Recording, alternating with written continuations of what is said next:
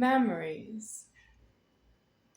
What do people know about what they've done in the past to somebody else? If there is an illegal cohabitation, how does oneself remember what oneself has done wrong to somebody else that they live with in the illegal cohabitation or somebody exterior to the illegal cohabitation? It's really quite numb what oneself would do anywhere outside an illegal cohabitation. So how does oneself remember or recall what one has done, what oneself has done against somebody else, ever? Well, I find that with Charles Toe to be illegal, and now I think the Mosers are like that as well.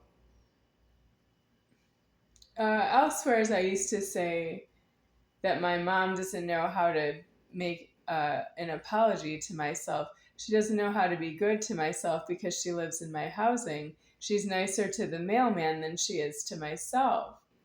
She's nicer to the strangers in public than she is to myself. And she's nicer to her friends that she doesn't live with than she is to myself. And that's because she's jerking all the keys on them, but I didn't really think of it that way at the time. But she's jerking the keys. That means she has certain keys that she has. She has other keys that she doesn't have, and she doesn't want them, and she has certain things she wants and doesn't want, and she has everything lined up all against everybody who's not herself to herself, and you're going to lose if you're not herself to herself, and that's too much karma for the whole world, the size of 30 billion illegal live shunts, and we're at trillion at this time. Just say trillion shunts because it's illegal.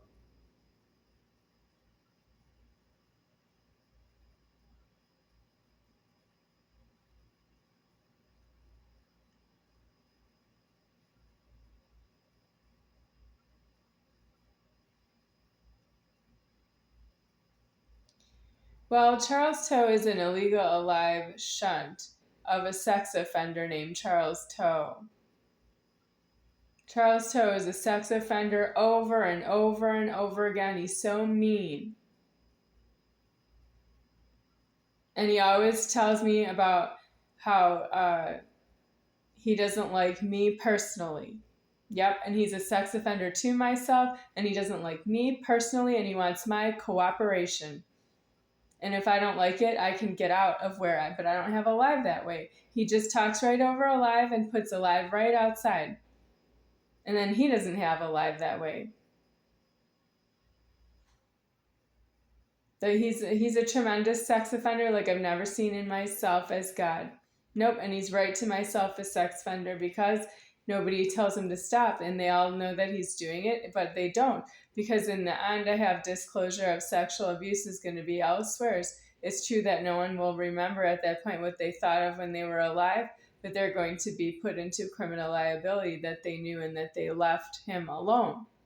And they didn't feed him anything, didn't feed him keys, including if the landlords were going to charge him money, that he was to pay his own rent, his own name with his own personal check. With no joint banking.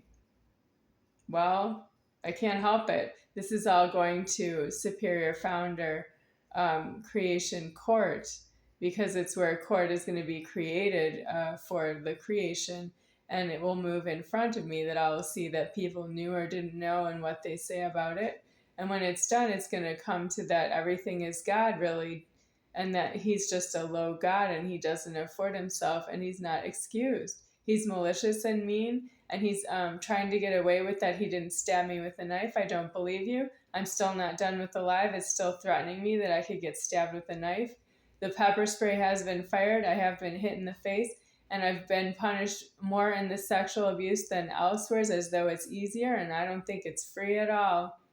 Nope, I think it's not free at all because I'm not really cooperative with sexual abuse. It's true I can't get away from it when you're in a property in dispute. I just can't get away from it. Yeah, there's nowhere to run. Nope, I can't avoid you. And that's wrong because you're asking for cooperation for other things like uh, that you are not myself. So that's something else. I always say yes to what I hear, yes to alive of myself. And then when I see sexual abuse of myself and the alive of myself, that's not me cooperating anymore. And I have a terrible mind about it.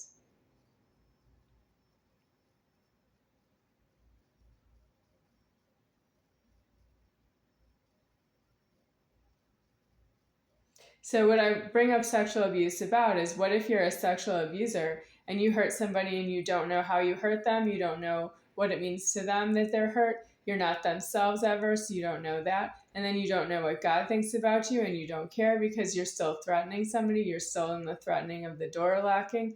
The door itself is so dangerous. Why should I worry about a sex offender? I have to worry about opening the door, closing the door, making sure that I don't get my hand caught in the door or that I don't have a bag caught in the door. I don't really see how I can worry about anything more than the hard property itself is dangerous. I don't really think, yeah, I could fall down a flight of stairs and I have to worry about that. I don't want to worry about a sex offender prowling or that a sex offender is living with myself all the time, threatening me he's not myself. Everybody's not myself. What kind of threat is that? I don't believe in the sex offender, but I want to know why he's always not aware of who he hurt or how he hurt somebody else. How does he just forget?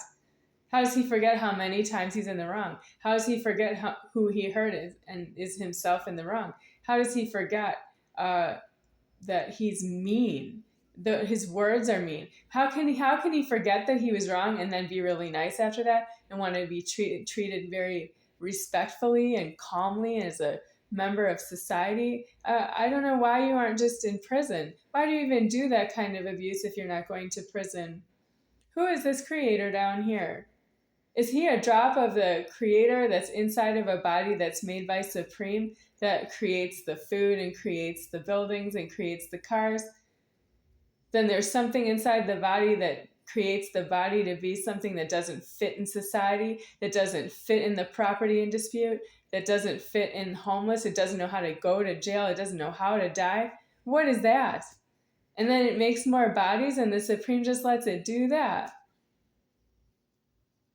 What are you getting out of it? I'll tell you what I'm getting out of it. You don't know who you hurt. You don't know how much you hurt them. You want them to treat you like you're somebody who didn't hurt them in the past.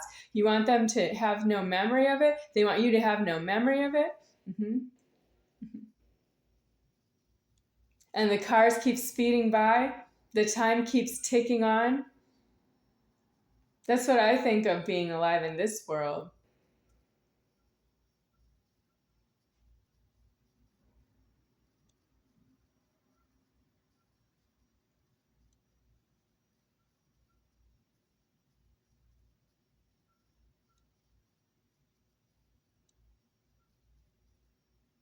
I have a landlord that's about to charge me rent for June 1st, and if I don't pay the money, I have to get out. To where? Because at this point, the police have trespassed me from being homeless, and I'm not allowed to stay in the hospital more than, I don't know, a few weeks. And that's not true that the hospital will hold me if I don't have a discharge address. It's true that they most likely don't take me, or if they do, that's hostage,ing that they want to discharge me elsewhere when I'm already homeless. Well, why is everybody saying that they're not going to pay for this problem? Mitch is trying to make sure that he buys me food on time, but he's not the one who owes me the food. Jerry's the one who owes me the food, and Jerry doesn't pay out anything at all because she doesn't owe me anything at all. She doesn't know who she hurt since she's been landlording Fremont Gardens Apartments. She doesn't know who she hurt. She doesn't know that she's not the landlord here. She doesn't know she never worked here in an order in her life. All she is a volunteer criminal in the office, and she doesn't know who she hurt. She's very responsible about maintenance call. When the water was rushing right down the sidewalk, she had it cleaned up by maintenance. That's so funny. Did she call them or not? Did they just come? I want to know if the maintenance would ever do anything she asked them to do. Is the maintenance request order really possible? And she's paying them money. From where? Because I'm not giving her money for maintenance. The money is for myself, and I already sued her for the money I needed for myself deceased, and she said she doesn't owe me anything. She doesn't know who she hurt. And I don't know her. So what difference does that make to me? That's me needing God to fill in for her that she's doing that. Well, are you going to take care of me? Don't move my deceasement to later again because you ran out of money. Do you do that in Superior Founder? Do you extend my life when you ran out of money? Do you don't know who you hurt?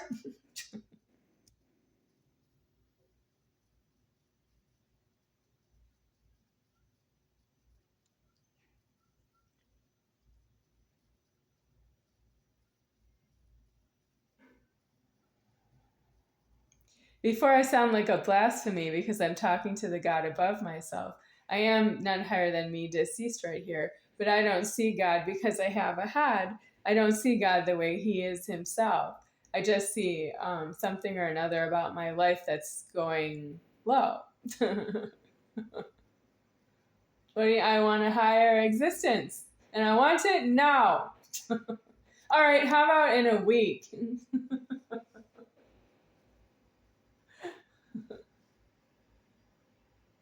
What's the limit? June 1st, that's the limit. June 1st, year 2025. I don't want to be here after June 1st, year 2025, when rent charges are going to be, I suppose, right in my physical presence, and I don't have banking for that. Well, I need God to come for Himself. Well, are you making this a secret again? Are you going to surprise me with another lifetime you haven't paid for? Not lifetime, but another life of future of time that I can't pay for myself. Where is this going? Because I'm not allowed to litter myself homeless on this street. You're gonna take care of it. I'm waiting for you. I need you.